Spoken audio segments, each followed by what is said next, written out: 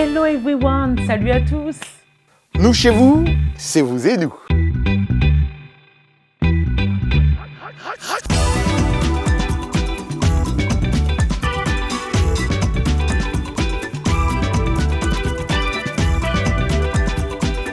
Ravi de vous retrouver pour ce nouveau numéro de Vous et Nous. Comme vous le constatez, nous sommes encore en dehors des studios de la VOA pour répondre à la distanciation sociale. Cette semaine, nous irons au Tchad faire la connaissance de l'artiste Mandoé ainsi que son projet Au nom de l'art. Dans cette édition de Vous et Nous, on ira au Sénégal rencontrer la jeune Yaye Saoudou Fall qui a monté une usine de recyclage de pneus usagés qu'elle transforme en différents revêtements de sol. Vous ne voulez pas rater ça. Recyclage également en RDC avec Jean-Luther Missoko. Le luthier congolais autodidacte utilise des câbles de frein de moto, des meubles de jardin en plastique et des pneus récupérés pour créer des guitares avec un son unique. Et dans la question hashtag Vous et Nous de cette semaine, nous parlerons de l'entrepreneuriat des jeunes. Si vous aimez l'anglais, comme ce monsieur qu'on appelle Roger Muntu, en tout cas, vous ne voulez pas rater la leçon d'anglais aujourd'hui avec Michel Josepha. But first, on parle d'une célébration très importante ici aux États-Unis.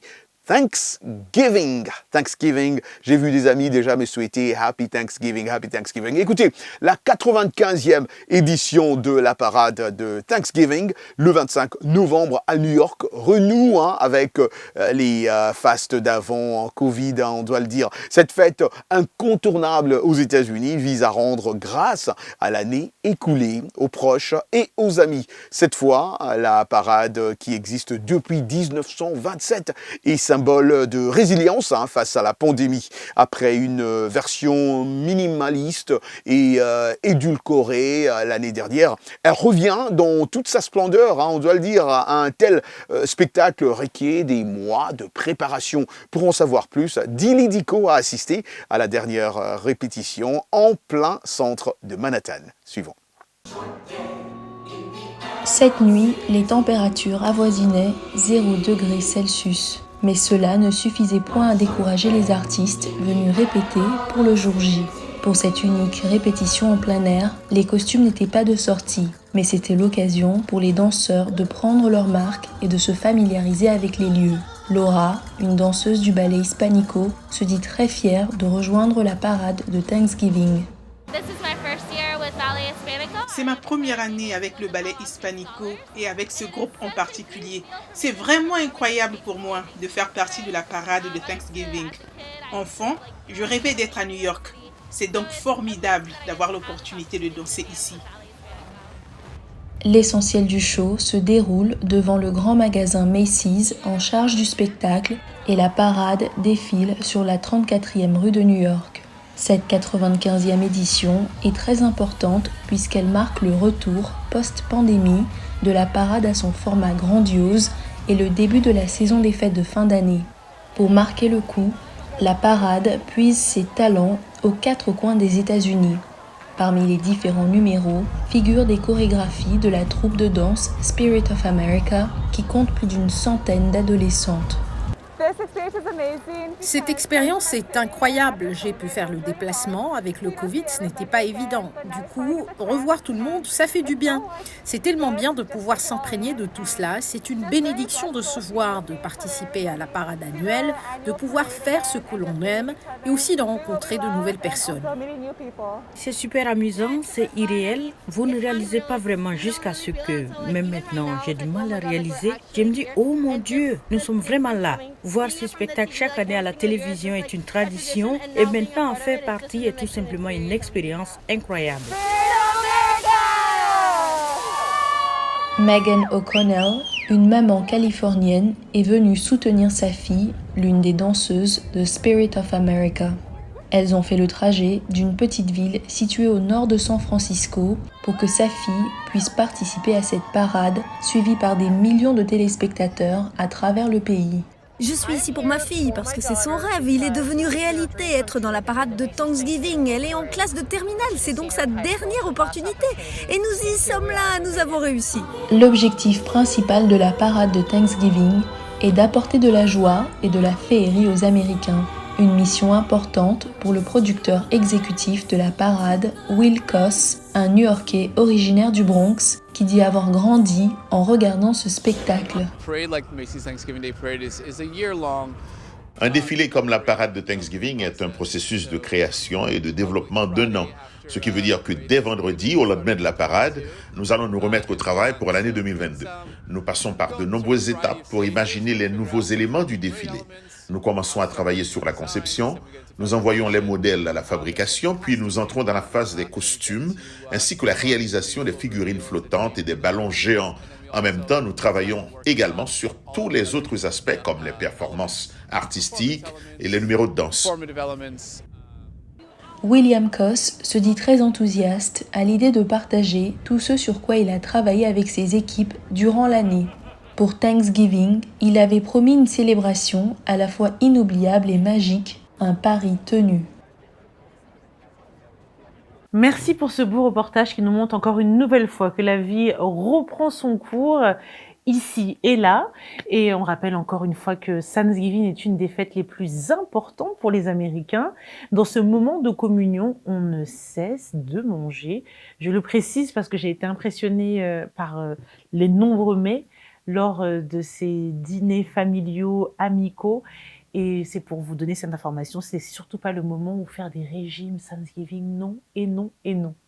On va changer de sujet, changer de destination, direction le Tchad, pour faire la rencontre de Mandoé, un artiste qui propose Au nom de l'art son dernier opus de 14 titres, qui est clairement international, car il a été composé, écrit, réalisé entre la Côte d'Ivoire, son pays d'adoption, mais aussi le Burkina Faso, le Tchad, ses nations, mais aussi l'Italie avec des artistes invités venant de nombreux pays et des choristes venus du Burkina Faso, également de la Côte d'Ivoire, de France. Un vrai melting pot que vous allez sans doute apprécier. En tout cas, je vous propose de voir ce reportage, car après une dizaine de dates au Tchad, il a fait, Mandoé, le plus grand stade tchadien, et je vous propose de voir un condensé de tous ces événements à travers le reportage que j'ai pu mener tout dernièrement. L'artiste tchadien a tenu à partager la scène du stade Idriss Mahamat Ouya avec en première partie d'autres artistes faisant la fierté du pays.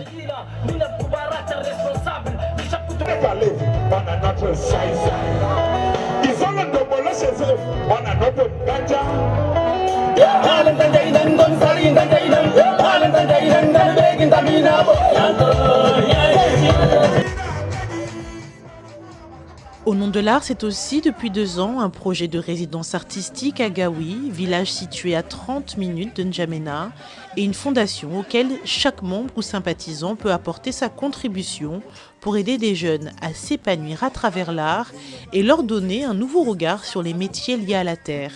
Et pourquoi pas leur faire naître éventuellement des vocations. Ça me donne du plaisir, je m'amuse et tout. Déjà, j'ai rencontré Tonton Mandoué grâce à au nom de l'art, le casting. Ils ont lancé l'annonce et tout. Et c'était moi et ma petite soeur, on était partis, on a passé le casting, on a été retenus et puis voilà, ils sont... Quand il serait grand, j'aimerais bien danser. J'aimerais être un grand danseur. Et à un moment, il a dit que si ça m'intéressait, il allait me présenter au groupe et j'allais être avec eux. C'est pour cela, maintenant, je suis dans le groupe. Pour moi qui n'a pas eu cette chance-là de vivre ce genre de choses, c'est aussi une façon de partager ça. C'est important parce que ramener ses enfants à l'essentiel, c'est important pour moi. Cela, il représente même un danger pour moi, alors que normalement, c'est censé être une force. Ils n'ont pas l'impression d'être écoutés. Parce qu'avant, on avait une étiquette d'un enfant tchadien. Un enfant tchadien, ça ne ressemblait pas à un enfant camerounais, ça ne ressemblait pas à un enfant ivoirien. Parce que c'est des pays où culturellement c'est fort. Donc pour moi qui ai visité tous ces pays-là, après je me disais mais qu'est-ce qui me manquait? Et c'était juste l'art en fait. Se rapprocher de l'essentiel pour s'épanouir, c'est aussi à travers ce projet que Mandoé pousse les femmes de Gaoui à se parfaire dans la confection d'objets en argile afin qu'elles deviennent autonomes et forment leur propre coopérative. La poterie, j'ai commencé avec les amis. Quand on était tout petits, on faisait ça. Donc c'est ça. C'est vrai que le projet là, tel qu'il était parti, au nom de l'art, de la terre, l'essentiel, entre sculpture et musique, après c'est devenu avec les femmes de Gawi. Après, là j'ai envie d'aller encore un peu plus loin. Il y a la partie jeune qui m'intéresse en ce moment. Ceux de 15 à 25 ans, aujourd'hui dans nos provinces par exemple, sont imbibés d'alcool. Ils sont détruits complètement et puis ils sont là. On a l'impression d'avoir des jeunes comme des zombies qui n'ont rien et qui attendent tout. Et ceux-là, ils représentent même un danger pour moi. Alors que normalement, c'est censé être une force. Ils n'ont pas l'impression d'être écoutés. Ils sont loin de nos chefs d'État, ils sont loin de nos ministères. Ils sont tellement loin que je me dis, il faut juste peut-être venir les écouter. Et grâce à la musique, je peux déjà me rapprocher d'eux. Donc je me suis dit, mais pourquoi je ne peux pas mener par exemple d'autres actions comme ce qu'on est en train de faire ici, arriver à emmener les gens mais à se prendre en charge. Parce que le plus important, c'est d'amener les gens à se prendre en charge. Ce n'est pas juste les maintenir dans la pauvreté et puis profiter de leur pauvreté, quoi. Au-delà de l'art sera donc la suite du projet Au nom de l'art. Ekiabadou N'Djamena pour VOA Afrique. Merci pour ce beau reportage signé Ekiabadou. Ah ouais, l'artiste. Hein. Les artistes sont forts. D'après moi, j'ai beaucoup de respect pour les artistes. Et voilà. Les amis, on va parler toute autre chose. On va au Sénégal, je le disais d'ailleurs, en titre. C'est très important de recycler, on le sait bien. C'est une initiative qui avait été saluée lors de la COP22 pour son action en faveur de l'environnement. Celle de la jeune Yaye Saoudou Fall au Sénégal. À 25 ans, elle a monté une usine de recyclage de pneus usagés qu'elle transforme, je le disais, en différents revêtements de sol, dont le gazon synthétique. Son entreprise est d'ailleurs la seule du pays à fabriquer du granulat répondant aux normes de la FIFA. C'est un reportage d'Alison Lekogo Fernandez et Mbaye Ndir. Suivant. Il semble loin le temps où Yaïsouadou Fall, alors étudiante, broyait des pneus sur sa terrasse avec le hachoir à viande de ses parents. 6 ans plus tard, c'est une usine que cette jeune Dakaroise de tout juste 26 ans dirige. Une usine qui a pu voir le jour grâce au financement de 200 millions de francs CFA d'un fonds d'investissement destiné à encourager l'entrepreneuriat féminin en Afrique de l'Ouest. Nous avons cette machine que les ouvriers ont baptisée Paul et qui en fait est censée découper les pneus en bandes très longues. J'appelle ça les pneus en spaghetti. Et il y a cette machine que les ouvriers ont appelée Jean et qui découpe les pneus en fait en petits morceaux appelés broyats. Broyés puis transformés en granulats, ces pneus recyclés sont utilisés pour la production de différents revêtements de sol. Là, nous avons la taille 0,5 mm qui est très fine et qui peut être utilisée pour du revêtement de sol, pour les aires de jeu pour enfants, les terrains de basket, entre autres. Ensuite, nous avons une autre taille qui est celle du 2 mm en fait, et qui ressemble à ça et qui en fait est utilisée par les complexes sportifs pour le gazon synthétique, entre autres. L'entreprise de la jeune femme est la première du pays à fabriquer du granulat répondant aux normes de la FIFA. Afin de vérifier la qualité de ses produits, Yaïsouadou Fall a monté ce laboratoire. Un terrain qui n'est pas certifié FIFA, la FIFA a le droit de se dire que les joueurs n'ont pas le droit de jouer ici parce qu'il n'est pas aux normes. Donc du coup, c'est très important pour nous de respecter ces normes et c'est pourquoi nous avons mis en place ce laboratoire, ce début de laboratoire que nous espérons en tout cas voir beaucoup plus grand et développé par le futur. Une innovation vue comme une aubaine pour le directeur du stade municipal de Malika, à une trentaine de kilomètres de Dakar. Jusque-là, il faisait venir le granulat de Turquie. Au lieu d'aller en Turquie s'approvisionner, on a trouvé sur place du granulat de même qualité. Et c'était sur place, c'est mieux. Donc ça nous épargnait les frais de fret. Yaïsouadou Fall espère maintenant que son initiative permettra de faciliter la construction d'infrastructures sportives dans la région et pourra ainsi promouvoir le football en Afrique. Alison Lekogo Fernandez pour VOA Afrique, Dakar. Merci pour cette initiative qui nous prouve une nouvelle fois que lorsque chacun fait un peu, nous pouvons tous faire beaucoup pour la planète à travers du recyclage, à travers des petits gestes du quotidien. Donc on ne le répétera jamais assez. Mais n'est-ce pas le moment de notre rubrique l'hashtag vous et nous, Roger ? Effectivement, Ikia, vous êtes juste là, ça c'est sûr. C'est le moment de passer à notre segment hashtag vous et nous. Et la question de cette semaine, comme d'habitude, ils sont nombreux, hein, nos téléspectateurs à répondre à la question. C'est comment encourager les jeunes à créer leur propre entreprise. C'est la grande question, allais-je dire, de cette semaine. Et nous commençons bien sûr avec Michel Mongui, Pointe-Noire, Congo, Brazzaville. Elle dit il faut faire de l'apprentissage le creuset des échanges entre les étudiants et l'entreprise. L'apprentissage peut aussi être une voie privilégiée de formation pour la création et la reprise d'entreprise. Alors, nous avons également le commentaire de Rodrigue Ndolé Béani à Goma en RDC. Il faut les aider à savoir qu'un entrepreneur est une personne cherchant toujours des solutions. Il faut aider ces jeunes à comprendre qu'on ne crée pas une entreprise pour faire ce qu'on aime et tout simplement pour devenir son propre patron. On crée une entreprise parce qu'on a détecté un besoin à satisfaire. Maïmouna Thiam, Dakar, Sénégal, nous dit « Il faut aider ces jeunes à comprendre que pour atteindre la liberté financière, il faut entreprendre, éveiller l'esprit d'entreprise des écoles, combattre les idées reçues chez les jeunes. Il faut nécessairement impliquer l'État. » Lucien Bazera Kigali au Rwanda, on les aide en leur offrant des formations continues suivies de financement. Merci pour vos nombreux commentaires, vos nombreuses pistes. On aime bien vous lire et on aime bien que vous puissiez rester confortablement installés pour suivre la suite de Vous et nous dans quelques instants. À tout de suite.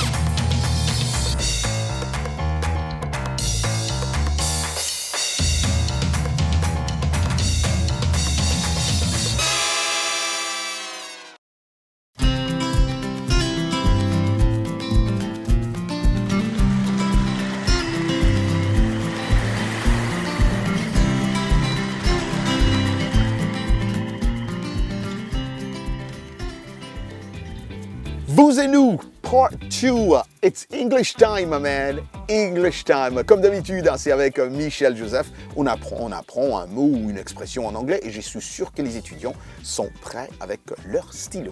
Michel Joseph avec Anglais Express, c'est tout de suite. Bienvenue à l'Anglais Express. En anglais, comment est-ce qu'on invite de façon amicale ou familière? Eh bien, on peut commencer l'invitation par « Why don't ?» Ce qui est sous-entendu ici, c'est l'idée de « Why not ?» Pourquoi pas? Comme cette phrase qui dit « Why don't you join us ?» Tu nous rejoins? Ou bien « Why don't we go see a basketball game ?» On va voir un match de basket? D'autres exemples d'invitations amicales, informelles. « Why don't I take you to dinner ?» On sort dîner? « Why don't we connect on Facebook ?» On se connecte sur Facebook? Autre formule d'invitation. How about? Et si l'on faisait? Et si ou pourquoi pas? How about se traduit plutôt par et si l'on faisait ceci ou et si l'on faisait cela? How about we tour Washington? Et si on faisait une visite de Washington? Vous êtes les bienvenus. How about we have lunch? On sort déjeuner? How about we go to a concert? Et voilà pour l'Anglais Express. Merci Michel, vous pouvez retrouver toutes les leçons sur notre site www.voaafrique, rubrique Vous et nous. Place maintenant à la rubrique Actualité. Je suis sûre que vous êtes nombreux à aimer la danse. En tout cas, Roger et moi, on aime beaucoup la danse. Figurez-vous que jusqu'au 29 novembre se tient la 15e édition de la Biennale de danse qui est pour la première fois à Marrakech, une initiative d'une association qui s'appelle En Marche, soutenue par un danseur qui s'appelle Taoufik Izedjou. Alors, les équipes viennent de toute l'Afrique, que ce soit du Burkina Faso, du Sénégal, du Mali, du Cameroun et également des pays du Maghreb comme le Maroc. Pendant 6 jours, Marrakech va vivre donc au rythme d'un programme riche en masterclass, en conférences, en projections de films sur l'histoire des danses africaines et aux représentations chorégraphiques. Pour toucher un large public, plusieurs performances artistiques auront lieu dans des espaces publics. La programmation sera tournée vers l'avenir, c'est ce qu'explique Taoufik Izedjou, fondateur du festival On Marche et directeur artistique de la Biennale. 20 jeunes chorégraphes seront mis en avant et également les questions sur l'avenir de la danse, car beaucoup de talents sont en Afrique, on le reconnaît, mais quelles sont les structures, quels sont les avenirs possibles pour cette discipline qui est la danse? Nous en reparlerons très prochainement à travers un reportage que je vous concocte.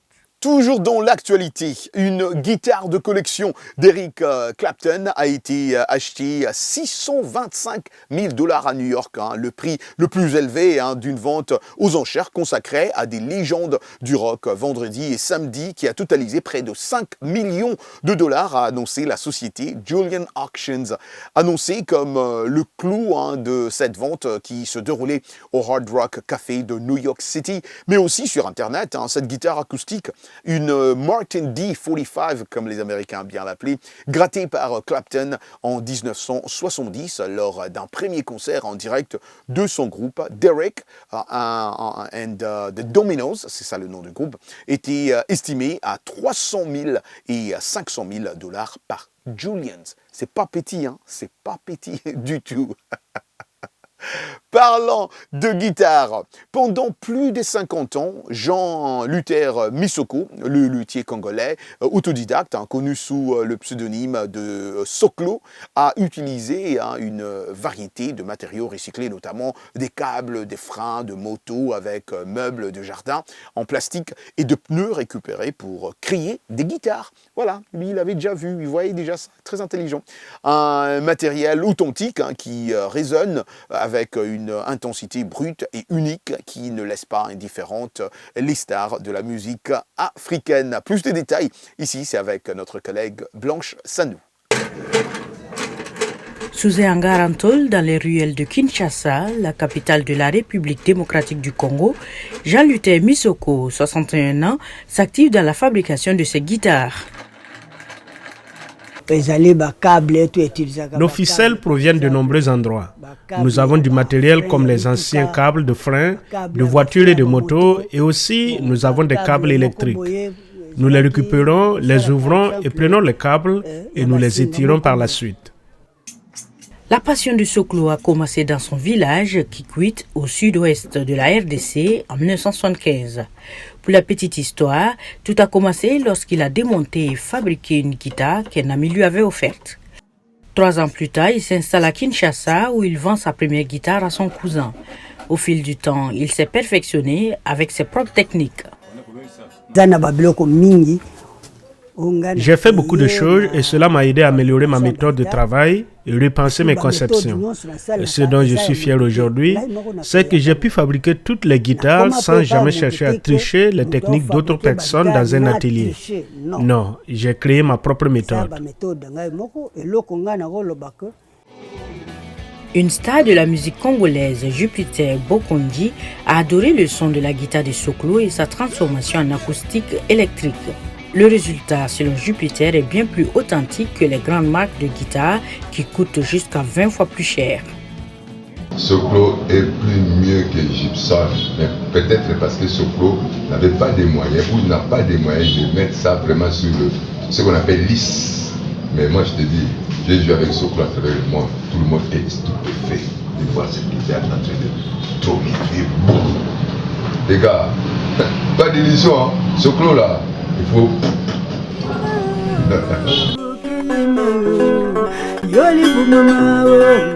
Soklo continue d'améliorer son art et d'affiner ses conceptions. Bientôt, il espère voir plus de musiciens locaux et internationaux affluer vers son hangar à Kinshasa.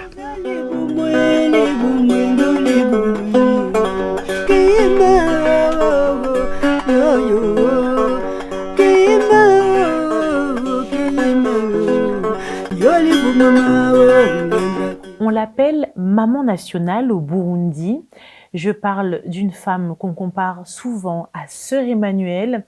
Dès 1993, lors du conflit entre Hutus et Tutsis au Burundi, elle a sauvé une vingtaine d'enfants d'un massacre avant de créer la Maison Shalom, où elle a sauvé encore des milliers de vies d'enfants qu'elle appelle affectueusement ses enfants. Je parle de Marguerite Barakiste. Arzuma Compaoré a pu faire son interview. Je vous propose de voir un extrait. Madame Barakiste, bonjour, comment ça va? Bonjour, je vais très bien. Il y a même du soleil. Alors, première question, qu'est-ce qui vous amène ici aux États-Unis? Je suis venue parce que j'étais invitée au Texas, d'abord au musée de l'Holocauste, pour témoigner sur ma capacité d'avoir pardonné après avoir vécu des atrocités. Et puis, je voulais venir ici, donc à Washington, D.C., pour rencontrer l'écrivain qui est en train d'écrire ma biographie.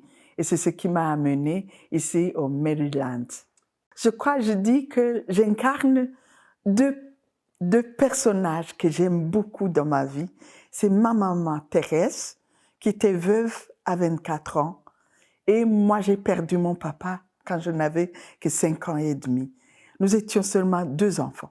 Mais ma maman m'a donné des valeurs chrétiennes. Elle était profondément chrétienne. Elle m'a appris que chaque personne que nous formions une même famille d'enfants de Dieu. Et là, c'est ce que j'ai appris auprès de ma maman. Dans notre maison, il n'y avait pas de discrimination, bien qu'à l'extérieur, parler de nos appartenances ethniques, on connaissait notre ethnie. Mais ma maman me disait, nous appartenons à une noble famille, la famille des enfants de Dieu. Madame Marguerite Barakidze, je vous remercie beaucoup pour cet entretien. Et puis, qu'est-ce qu'on peut vous souhaiter? Qu'il n'y ait plus d'enfants qui souffrent, qui errent, qui soient dans les prisons, qui soient recrutés pour prendre les armes.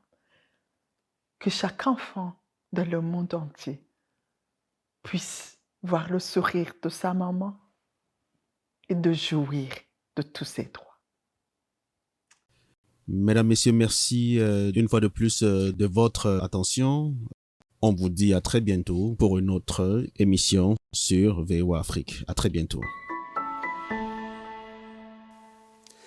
Merci beaucoup à Arzuma Compaoré. Merci infiniment aussi à vous tous qui restez scotchés devant vos petits écrans pour nous suivre chaque semaine. En tout cas, les bonnes choses finissent vite, comme on les dit souvent. L'émission touche à sa fin. Merci en tout cas, merci infiniment, chers téléspectateurs, pour votre fidélité à ce programme de VOA Afrique et à d'autres programmes aussi que nous vous proposons, soit à la radio, à la télé ou sur notre site internet www.voafrique.com. Merci à nos stations partenaires partout en Afrique et dans le monde. Merci aux héros dans l'ombre, Jean-Louis Mafema et Salwa Jafari, Gabi Dorsil. On s'est dit comme d'habitude, rendez-vous la semaine prochaine. Ciao, ciao. Bye.